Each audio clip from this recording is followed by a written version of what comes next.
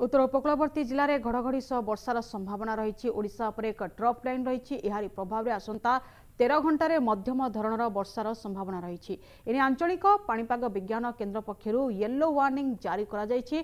भद्रक, बालेश्वर, मयूरभंज और केन्दुझर में कुआपथर वर्षार संभावना रही। सेपरी उत्तर उपकूलवर्ती केतक जिले में बिजुली घड़घड़ी सह घंटा प्रति 40 ରୁ 50 किलोमीटर बेगर पवन बहिब। एथिरे विशेष भाव में केन्दुझर, मयूरभंज, ढेंकानाल जिला प्रभावित होब। सेपरी 24 घंटा पर दक्षिण ओडिशा रे बिजुली घड़घड़ी जनित वर्षार स्थिति मध्य देखाजिब।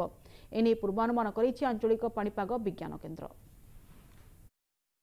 ट्रफ लाइन जोटा कि आपणकर ईस्ट मध्य प्रदेश रु आपणकर रहुछि